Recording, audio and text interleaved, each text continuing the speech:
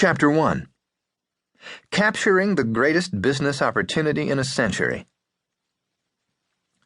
The key fact for business for at least the next 2 decades is this.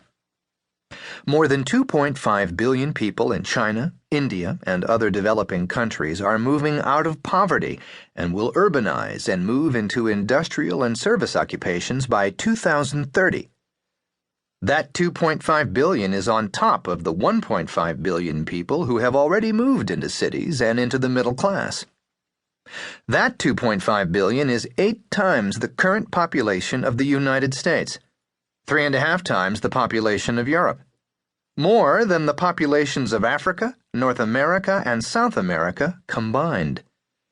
Standing shoulder to shoulder at the equator, those urbanizing and industrializing would circle the globe 40 times.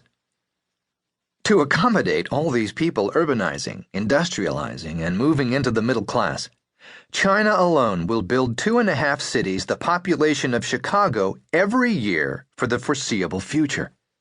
India will build 1 new Chicago each year. The United States took more than 100 years to build 25 metro markets of more than 1 million people. China will have 221 cities that size by 2025. Just building this infrastructure will create massive demand for energy and raw materials. Think of the amount of concrete, iron, and steel in a bridge or skyscraper, the amount of copper in a power grid, and the energy required to power the cranes, bulldozers, and other machines that build it, and multiply those amounts by tens of thousands. What's more, China, India, and the other countries where much of this building will happen do not yet use resources with the same efficiency as the industrialized countries. In the United States, for example, 55% of the copper supply comes from recycled sources. In China, that figure is only 5%, because copper has to go into new infrastructure first, before it can be recycled. We'll see in Chapter 4 how this massive infrastructure build-out creates enormous business opportunities for those who can do it more efficiently. After the infrastructure is built, the new members of the urban middle class will want to drive to work, heat their homes in winter and cool them in summer, eat meat most days of the week, wash their clothes at home in clean water, and play with their smartphones while lounging in front of their flat-screen TVs and eating microwaved snacks. These people will drive hundreds of millions of cars, consuming billions of gallons of gasoline and diesel each year.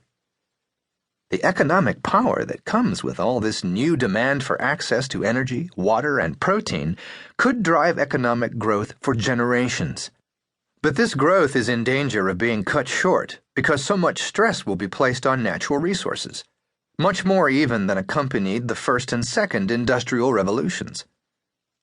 In the first industrial revolution, which began with the steam engine and ran from the late 1700s through the mid-1800s, 13% of the world's population industrialized, Western Europe. In the second industrial revolution, 16% of the world industrialized for the first time, the United States, Canada, Australia, Russia, and Japan. This time, 37% of the world's population will industrialize for the first time, mostly China and India and other parts of Asia and South America. Roughly 130 million people benefited from the first industrial revolution. This time, the number will be 2.5 billion.